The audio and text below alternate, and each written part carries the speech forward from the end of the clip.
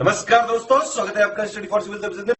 यदि study for civil services के छात्र हैं तो ये वाला टेलीग्राम जरूर ज्वाइन करके रखिए। यूट्यूब चैनल में हमारे साथ है तो भी ये वाला टेलीग्राम ज्वाइन करना बहुत ज्यादा जरूरी है। सारे नोटिफिकेशन, सारे अपडेट, सारे मोस्ट इंपोर्टेंट पिक्स, सारा रिवीजन सब कुछ यहाँ पे बताया जाता है। टेस्ट को ध्यान से अटेम्प्ट करिए और बताइए कितना स्कोर आपने किया है, कितने सही किए हैं टोटल क्वेश्चन में से। सभी लोग अपना अपना स्कोर जरूर कमेंट करिए। देखिए ये हमारा एससीएस डेली क्विज चैनल है, इसमें डेली क्विज होती है, बिल्कुल फ्री में, इसको जरूर ज्वाइन कर लीजिएगा। ये हमारा इंस्टाग्राम का पेज है, इसको जरूर फॉलो कर लीजिएगा। Study for civil dot services करके अगर आप इंस्टाग्राम में सर्च करेंगे तो आपको मिल जाएगा। वीडियो के डिस्क्रिप्शन में इसकी लिंक दी हुई। इसमें आप स्टोरी सेक्शन जरूर देखते रहा करिए, प्लस इसमें हाईलाइट्स आते रहते हैं और प्लस पोस्ट आती रहती है, इनको जरूर फॉलो करते रहिए। Hello friends, welcome to study for civil services. दोस्तों, आज के इस वीडियो में हम लोग लोअर पीसीएस मेंस एग्जाम के लिए 2019 के मेंस एग्जाम के लिए टॉप 50 क्वेश्चंस डिस्कस करने जा रहे हैं। ये क्वेश्चंस जीएस के होंगे, जनरल स्टडीज़ के। जैसा कि आपको पता है 21 अक्टूबर को आपका एग्ज़ाम शेड्यूल्ड है। Okay friends, so let's start. सबसे पहला क्वेश्चन है फ्रेंड्स हमारा, frequency is measured in. Frequency इनमें से किस में नापा जाता है या किस में मेजर किया जाता है? फ्रीक्वेंसी मतलब होता है आवृत्ति। इसको हर्ट्ज में नापते हैं। हिंदी में भी सेम क्वेश्चन लिखा हुआ है, आवृत्ति को किस में नापा जाता है? तो आंसर होगा आपका हर्ट्ज।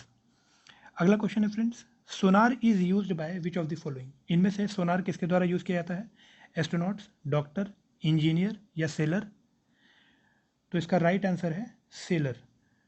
जो आपके नौ संचालक होते हैं, है ना, जो शिप्स चलाते हैं समुद्र में या ओशियन में, वहाँ पर वो सोनार का यूज़ करते हैं। तो हिंदी में भी आप साइमल्टेनियसली देखते चलिएगा। अगला क्वेश्चन है friends, question number 3, which of the following is use to measure the intensity of sound. ध्वनि की तीव्रता इनमें से किसके द्वारा नापी जाती है? Chronometer, anemometer, audiophone, audiometer. आप लोग कमेंट सेक्शन में पैरेलल अपना आंसर देते जाएं। तो फ्रेंड्स, इसका सही जवाब है ऑडियोमीटर। ध्वनि की तीव्रता को मापने वाला जो यंत्र है वो आपका ऑडियोमीटर है। अगला क्वेश्चन है friends, question number 4, pyrometer is use to measure. Pyrometer का इस्तेमाल क्या मेजर करने के लिए किया जाता है? पहला ऑप्शन है atmospheric pressure, humidity, high temperature या डेंसिटी। तो फ्रेंड्स, पायरोमीटर का यूज़ किया जाता है हाई टेम्परेचर के लिए। High temperature is the right answer. Pyrometer किसे मापने के लिए प्रयोग किया जाता है? तो उच्च ताप को मापने के लिए पायरोमीटर का इस्तेमाल करते हैं। अगला क्वेश्चन है यहाँ पर question number 5, manometer is use to measure what. पहला ऑप्शन है wind pressure, pressure of gases, density of liquid, oil pressure on the surface. तो फ्रेंड्स, मैनोमीटर का यूज़ प्रेशर ऑफ गैसेज, है ना, जो गैस होते हैं उनका प्रेशर नापने के लिए किया जाता है, या फिर आप कह सकते हैं liquid, pressure of the liquid. तो इसका सही जवाब होगा B, pressure of the gases. Manometer का इस्तेमाल गैसों का दाब नापने के लिए किया जाता है। अगला क्वेश्चन है friends, question number 6, relative density of the milk is measured in. दूध की सापेक्षिक या आपेक्षिक घनत्व किस में नापा जाता है? आपके पास ऑप्शन है हाइड्रोमीटर, ब्यूटेरियोमीटर, लैक्टोमीटर या थर्मोमीटर। हिंदी में मैं इस क्वेश्चन को पढ़ देता हूँ। हिंदी में है, दूध का आपेक्षिक घनत्व किसके द्वारा ज्ञात किया जाता है? हाइड्रोमीटर, ब्यूटेरियोमीटर, लैक्टोमीटर या थर्मामीटर। फ्रेंड्स, का सही जवाब है लैक्टोमीटर। ठीक है, इंग्लिश में भी आप लैक्टोमीटर को टिक करेंगे, ये आपका राइट आंसर है। अगला क्वेश्चन है क्वेश्चन नंबर 7। क्वेश्चन है, a weightless balloon is filled with 200 grams of water, its weight in water will be. एक वेटलेस बैलून है, एक बाहरहीन गुब्बारा है जो 200 ग्राम पानी से भरा हुआ है। पानी में इसका वेट कितना होगा, ये आपसे पूछा जा रहा है। तो फ्रेंड्स, का सही जवाब होगा 0, है ना। कितना भी पानी इसमें भरा हो, जो वेट होगा पानी में वो 0 हो जाएगा।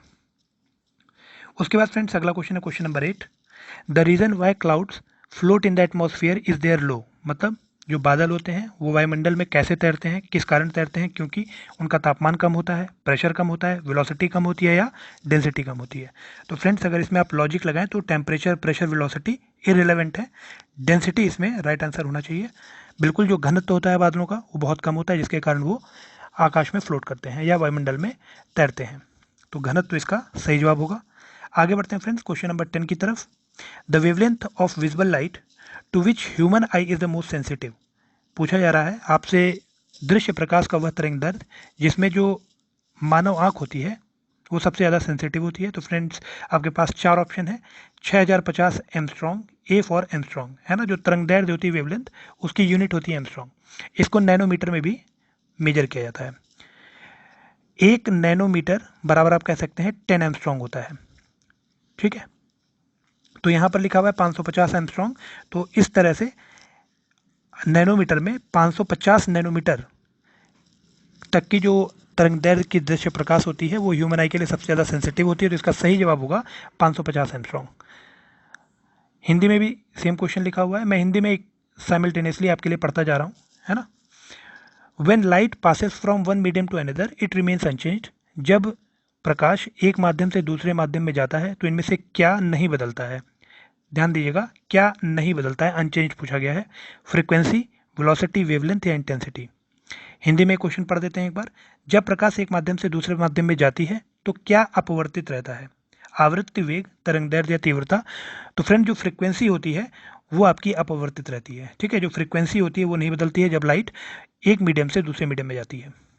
आगे बढ़ते हैं क्वेश्चन नंबर 12 की तरफ। क्वेश्चन नंबर 12 है हमारा, which phenomena is used in optical fibre. Optical fibre में इसमें से कौन सा फिनोमेना यूज होता है?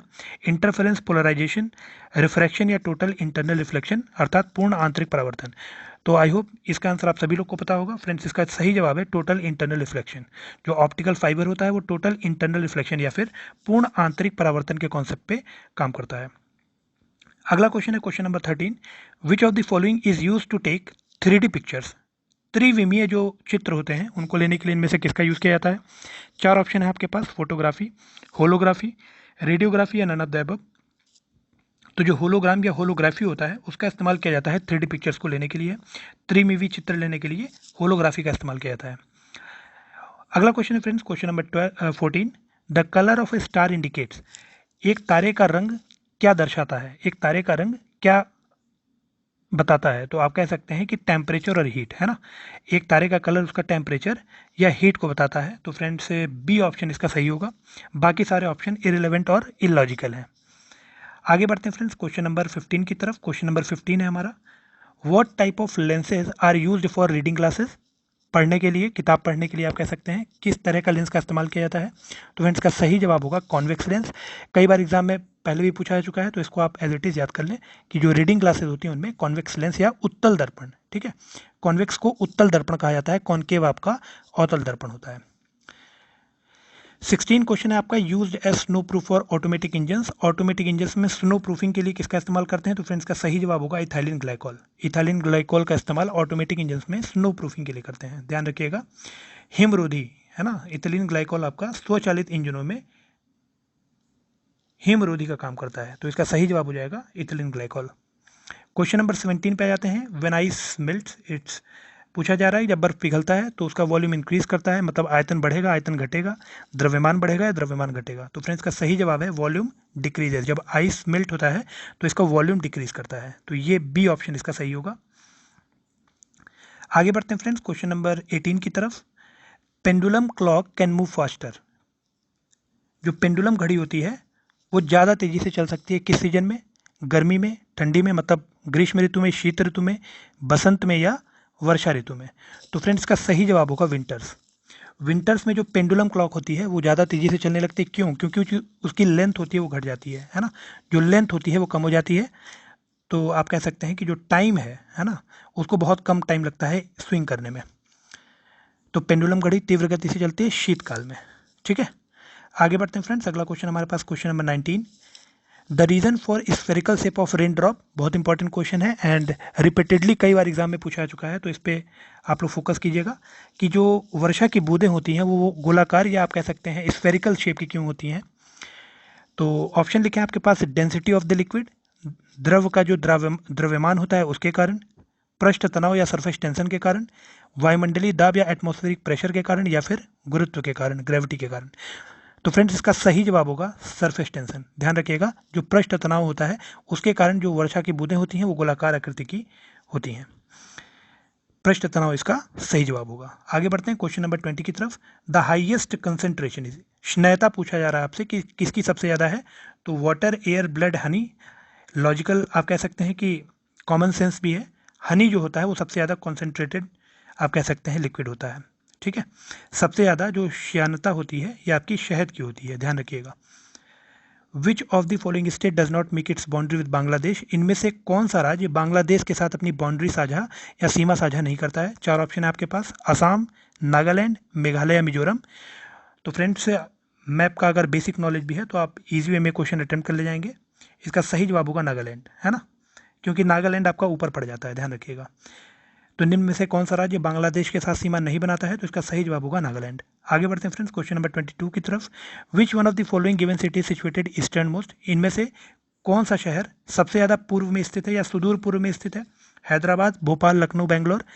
भारत के मैप पे जब आप देखोगे तो क्लियरिटी में आपको दिख जाएगा कि जो लखनऊ है ना, इनमें वो सबसे ज़्यादा ईस्ट में है। फिलहाल इन जो चारों में दिया हुआ है, हैदराबाद, भोपाल, लखनऊ या बेंगलोर, इनमें सबसे सुदूर पूर्व में आपका लखनऊ स्थित है। तो निम्न में से कौन सा नगर सबसे पूर्व की ओर है? तो उसका आंसर हो जाएगा आपका Lucknow. Which of the following states have the longest coast line, और आप कह सकते हैं कि which of the following states has the longest coast line in India. तो 4 स्टेट के नाम दिए हैं, आंध्र प्रदेश, तमिलनाडु, गुजरात या केरल। सारे ही कोस्टल स्टेट्स हैं इंडिया के। कमेंट सेक्शन में जल्दी से आप लोग कमेंट करके बताइए कि इंडिया में कितने कोस्टल स्टेट्स हैं, है ना, कितने कोस्टल स्टेट्स हैं इंडिया के। कमेंट सेक्शन में आप लोग कमेंट करके बताइए। फ्रेंड्स का सही जवाब होगा गुजरात। गुजरात की जो कोस्ट लाइन है वो सबसे ज़्यादा लंबी है, ध्यान रखिएगा। जो तट रेखा है गुजरात की वो सबसे ज़्यादा लंबी है। अगला क्वेश्चन है question number 24। Soil erosion can be prevented by, जो मृदा आप कह सकते हैं अपर्दन होता है, इरोजन होता है, उसको किस तरह से रोका जा सकता है? हैवी रेनफॉल, फॉरेस्टेशन, ओवरग्रेजिंग या डिफॉरेस्टेशन। फॉरेस्टेशन का मतलब होता है फ्रेंड्स पेड़ पौधे लगाना। हैवी रेनफॉल आप सभी को पता है, मूसलाधार वर्षा। ओवरग्रेजिंग का मतलब होता है बहुत ज़्यादा चरना, और डिफॉरेस्टेशन का मतलब पेड़ पौधे काटना। तो लॉजिकल क्वेश्चन है, इसमें हैवी रेनफॉल, ओवरग्रेजिंग और डिफॉरेस्टेशन, ये सभी सॉइल इरोजन को आप कह सकते हैं कि बढ़ावा देते हैं। इसमें जो फॉरेस्टेशन है ये कहीं ना कहीं सॉइल इरोजन को प्रिवेंट करता है। तो इसका सही जवाब हो जाएगा फॉरेस्टेशन या वनारोपण या वृक्ष लगाना। तो मृदा क्षरण को रोका जा सकता है वनारोपण से, है ना, इसीलिए कहा जाता है कि आप ज़्यादा से ज़्यादा पेड़ पौधे लगाएं। अगला क्वेश्चन है question number 25। Varuna is the variety of, Varuna इनमें से किन की वैरायटी है? 4 ऑप्शन है, मस्टर्ड, फिर आपके पास है फ्लैक्सीड, सनफ्लावर या सीसम। तो फ्रेंड्स का सही जवाब होगा मस्टर्ड। ठीक है, जो वरुणा है वो मस्टर्ड की एक वैरायटी है। वरुणा किसकी प्रजाति है? तो सरसों की एक प्रजाति है, ध्यान रखिएगा। ठीक है, अगला क्वेश्चन है question number 27। Which mountain is located in between Narmada and Tapi river. Narmada and Tapi, ध्यान रखिएगा, ये आपकी वेस्ट फ्लोइंग रिवर्स हैं, है ना, इंडिया की वेस्ट फ्लोइंग रिवर्स हैं, जो कि अरेबियन सी में अपना वाटर ड्रेन करती हैं। They drain their water into the Arabian Sea. अगर ईस्ट फ्लोइंग रिवर्स की बात करें तो महानदी, गोदावरी, कृष्णा एंड कावेरी, ये 4 नदियां हैं जो पेनिनसुलर इंडिया या प्रायद्वीपीय भारत की ईस्टर्न फ्लोइंग रिवर्स हैं, जो कि बे ऑफ बंगाल में अपना वाटर ड्रेन करती हैं। आपसे पूछा जा रहा है नर्मदा और तापी के बीच में, है ना, कौन सा माउंटेन स्थित है? तो फ्रेंड्स का सही जवाब होगा सतपुड़ा। तो सतपुड़ा जो श्रेणी है या पर्वत श्रेणी है वो नर्मदा तापी के मध्य में स्थित है। अगले क्वेश्चन पे आते हैं friends, question number 28। Which state is known as silicon state of India. तो इसका आंसर होगा कर्नाटक। कर्नाटक जो है आपका सिलिकॉन स्टेट के नाम से जाना जाता है। ठीक है, अगला क्वेश्चन है question number 29। Who has written about Kathavatthu in Abhidhamma. Abhidhamma क्या है? अभिधम्मा पिटक की बात की जा रही है। ठीक है, अभिधम्मा पिटक, 3rd बुद्धिस्ट काउंसिल। तो अभिधम्मा पिटक, कितने पिटक हैं? त्रिपिटक हैं, विनय पिटक, सूत्र पिटक, अभिधम्मा पिटक। तो यहाँ पर किसने कथावथु, अभिधम्मा में कथावथु के बारे में लिखा है? तो ध्यान रखिएगा, मोगली पुत्ता तिसा। मोगली पुत्ता तिसा ने अभिधम्म में कथावथु के बारे में लिखा है। ठीक है,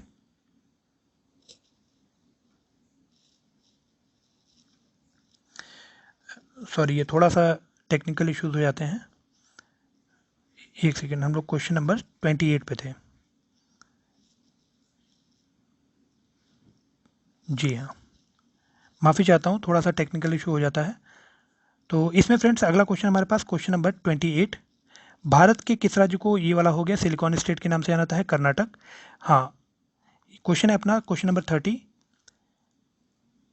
battle of 10 Kings took place on the bank of which river. जो 10 कहा जाता है राजाओं का युद्ध हुआ था, वो किस नदी के किनारे हुआ था? तो एक पौराणिक युद्ध था ये, और ये परुष्णी रिवर के किनारे हुआ था, ध्यान रखिएगा, परुष्णी रिवर। ठीक है, क्वेश्चन नंबर 30 था ये, 10 राजाओं का युद्ध किस नदी के तट पर हुआ है, किनारे हुआ? तो ये आपका था परुष्णी। इसके बाद फ्रेंड्स क्वेश्चन नंबर 31 है, which Pitaka tells about the ethical code of conduct. 3 Pitaka है, मैंने आपको बताया, सूत्र पिटक, विनय पिटक और अभिधम्म पिटक। तो इसमें पूछा जा रहा है कि इथिकल कोड ऑफ कंडक्ट के बारे में इन तीनों पिटकों में से किसने बताया। अब आपको एक क्वेश्चन मन में आ रहा होगा कि पिटक किस रिलीजन से बिलोंग करते हैं। तो आप सभी को पता होगा कि जो बौद्ध रिलीजन है ना, उसमें आपके 3 पिटक थे, विनय पिटक, सूत्र पिटक और अभिधम्म पिटक। तो फ्रेंड्स जो विनय पिटक आपका, ये इथिकल कोड ऑफ कंडक्ट या आप कह सकते हैं कोड्स ऑफ डिसिप्लिन, इनसे बिलोंग करता था। तो इसका सही जवाब हो जाएगा विनय पिटक। ध्यान रखिएगा, इथिकल कोड ऑफ कंडक्ट, तो कौन सा पिटक नैतिक आचार संहिता के बारे में बताता है, तो विनय पिटक इसका सही जवाब होगा। अगला क्वेश्चन है question number 32, his the author of Shahnameh. Shahnameh के रचयिता कौन है, तो फ्रेंड्स फिरदौसी शाहनामा के रचयिता थे। ध्यान रखिएगा, कई बार एग्जाम में पहले भी पूछा जा चुका है। Who was known as Lakh Baksh, ये ऐसे क्वेश्चन हैं जो हमेशा एग्जाम्स में पूछे जाते हैं, खास तरीके से state civil services, lower PCS या फिर जो आपके वनडे एग्जाम्स होते हैं। तो लाख बख्श के नाम से कौन फेमस था, तो फ्रेंड्स का सही जवाब होगा कुतुबुद्दीन ऐबक। ठीक है, लाख बख्श किसे कहा जाता था, तो कुतुबुद्दीन ऐबक को लाख बख्श के नाम से जाना जाता था। उसके बाद फ्रेंड्स अगला क्वेश्चन है, which ruler assume the title of Sikandar सानी या द्वितीय, है ना, सिकंदर द्वितीय, सिकंदर सानी की उपाधि किस राजा ने ली थी या किसको बोला जाता था, तो फ्रेंड्स अलाउद्दीन खिलजी इसका सही जवाब होगा। ध्यान रखिएगा, अलाउद्दीन खिलजी ने सिकंदर सानी या सिकंदर द्वितीय की उपाधि ली थी। अगला क्वेश्चन है question number 35, which Mughal emperor granted duty free trade to India, या मतलब duty free trade to British in Bengal, India नहीं है, duty free trade to British in Bengal. Bengal में किस मुगल एम्परर ने, किस मुगल बादशाह ने अंग्रेजों को ड्यूटी फ्री ट्रेड करने की मतलब छूट दी थी, तो फ्रेंड्स का सही जवाब होगा फर्रुख शेर। आप लोग को याद होगा फर्रुख शेर ने जो रॉयल फरमान दिया था, है ना, इसको Magna carta of the company भी कहते हैं, तो उसके द्वारा ड्यूटी फ्री ट्रेड करने की एक राइट मिल गई थी अंग्रेजों को बंगाल के अंदर। बंगाल, बिहार और उड़ीसा, एक्चुअली तीनों जगह मिल गई थी। क्वेश्चन के हिसाब से हम जाएं तो बंगाल में ड्यूटी फ्री ट्रेड करने की या शुल्क मुफ्त व्यापार करने की जो सुविधा थी वो अंग्रेजों को फर्रुख शेर के द्वारा मिली थी, याद कीजिएगा। ठीक है, अगला क्वेश्चन है friends question number 36, who was the Mughal emperor during the invasion of Nadir Shah. Nadir Shah के आक्रमण के समय कौन मुगल एम्परर था, तो नादिर शाह का आक्रमण कब हुआ था, नादिर शाह का आक्रमण आपका हुआ था 1739 में। ध्यान रखिएगा, और उतने टाइम पे जो मुगल बादशाह था वो थे मोहम्मद शाह। ठीक है, तो सी ऑप्शन इसका सही होगा, मोहम्मद शाह। नादिर शाह के आक्रमण के इस समय कौन मुगल बादशाह था, तो इसका सही जवाब हो जाएगा मोहम्मद शाह। अगला क्वेश्चन है friends question number 37, arrange the following given rulers in their chronological order. तो यहाँ पर फ्रेंड्स क्रोनोलॉजी में लगाना है, सबसे पहले आपका जहांगीर आ जाएंगे, ठीक है, उसके बाद आपके मोहम्मद शाह आ जाएंगे, देन अहमद शाह अब्दाली और सबसे लास्ट में बहादुर शाह। तो इसका सही जवाब हो जाएगा सी 3214। अगले क्वेश्चन पे आ जाते हैं क्वेश्चन नंबर 38, हैदर अली को पोर्टोनोवा के बैटल में किसने हराया था, है ना, पोर्टोनोवा का बैटल मतलब इंग्लिश वर्सेस मैसूर। पोर्टोनोवा के बैटल में हैदर अली को आयरकूट ने हराया था। ध्यान रखिएगा, सर आयरकूट ने पोर्टोनोवा के बैटल में हैदर अली को हराया था। Who was the emperor of India during the organisation of British East India Company in London. जब लंदन में ब्रिटिश ईस्ट इंडिया कंपनी बनाई गई थी अराउंड 1600, तो उतने टाइम पर पूछा जा रहा है कि इंडिया में या भारत में मुगल बादशाह कौन था, तो फ्रेंड्स का सही जवाब होगा अकबर, है ना। उतने टाइम भारत में मुगल बादशाह कौन था, अकबर, क्योंकि अकबर का जो कार्यकाल है वो कब से कब तक का माना जाता है, 1556 से लेकर के 1605। तो ध्यान रखिएगा कि 1600 के आसपास आपकी ब्रिटिश ईस्ट इंडिया कंपनी बनी थी लंदन में, तो इंडिया में अकबर आपका, आप कह सकते हैं मुगल एम्पायर हो जाएगा। उसके बाद क्वेश्चन नंबर आपका 39, लंदन में ब्रिटिश, क्वेश्चन नंबर 39 हो गया अपना। क्वेश्चन नंबर 40 हो जाएगा कि which of the following elections are not conducted under the supervision of central election commission और we can say that election commission of India. पूछा जा रहा है कि इनमें से कौन सा इलेक्शन जो आपका इलेक्शन कमीशन ऑफ इंडिया है या भारतीय चुनाव आयोग है उसके द्वारा कंडक्ट नहीं करवाया जाता है, सुपरवाइज नहीं किया जाता है। चार ऑप्शन है, election to the office of vice president of India, election to the Lok Sabha and Rajya Sabha, election to the state legislature और election to the states local bodies. तो ध्यान रखिए friends, election commission of India आपका पार्लियामेंट और state legislature के जितने भी election होते हैं सभी में सुपरविजन करता है। जो स्टेट लोकल बॉडीज होते हैं उनके इलेक्शन में सुपरविजन नहीं करता है, तो इसका सही आंसर हो जाएगा डी। ठीक है, तो इनमें से कौन केंद्रीय चुनाव आयोग के देखरेख में आयोजित नहीं किया जाता है, तो इसका सही जवाब हो जाएगा राज्य के स्थानीय निकायों का चुनाव। ध्यान रखिएगा, राज्य के स्थानीय निकायों का जो चुनाव होता है वो इलेक्शन कमीशन ऑफ इंडिया की देखरेख में नहीं होता है। अगला क्वेश्चन है question number 41, which act had the greatest impact on the making of the Indian constitution. पूछा जा रहा है कि इनमें से कौन से एक्ट का सबसे ज़्यादा प्रभाव रहा है भारत के संविधान के बनने में।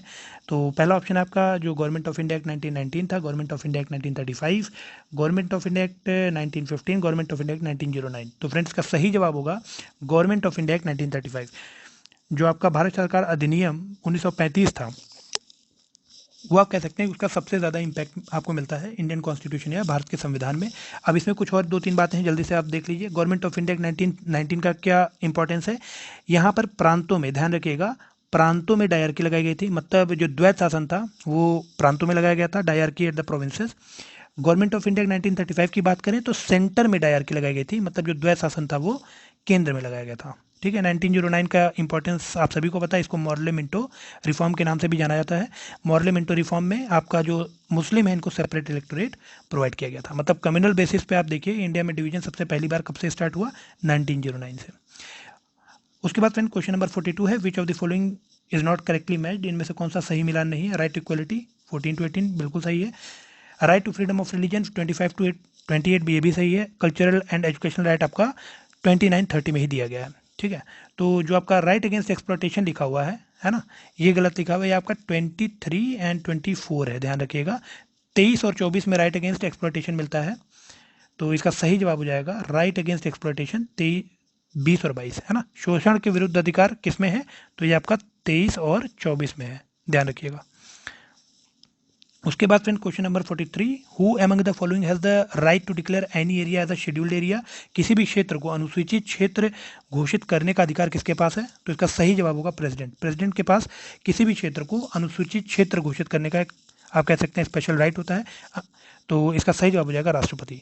अगला क्वेश्चन है question number 44, in which state first dugong conservation area has been established, कहाँ पर सबसे पहला डुगोंग कंजर्वेशन एरिया बनाया गया है, तो इसका सही जवाब होगा फ्रेंड्स तमिलनाडु। तमिलनाडु में आप कह सकते हैं पहला डुगोंग कंजर्वेशन एरिया अभी हाल ही में बनाया गया है। तो करेंट पॉइंट ऑफ व्यू से अच्छा क्वेश्चन है, इंपॉर्टेंट क्वेश्चन है, एग्जाम में पूछा जा सकता है। अगला क्वेश्चन है क्वेश्चन नंबर 44, भारत का पहला, अच्छा ये 44 हो गया है, 45 पे आ जाते हैं। हाल ही में कौन सा देश प्लास्टिक पैक्ट शुरू करने वाला एशिया का पहला देश बन गया है। पूछा जा रहा है कि इनमें से कौन सा देश प्लास्टिक पैक्ट शुरू करने वाला एशिया का पहला देश बन गया है, तो ध्यान रखिएगा भारत एशिया का प्लास्टिक पैक्ट शुरू करने वाला पहला देश बन गया है, ठीक है। जो इंडिया है वो प्लास्टिक पैक्ट शुरू करने के लिए पहला देश बन गया है एशिया में।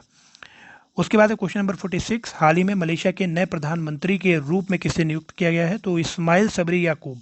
इस्माइल सबरी याकूब को हाल ही में मलेशिया के नए प्रधानमंत्री के रूप में नियुक्त किया गया है।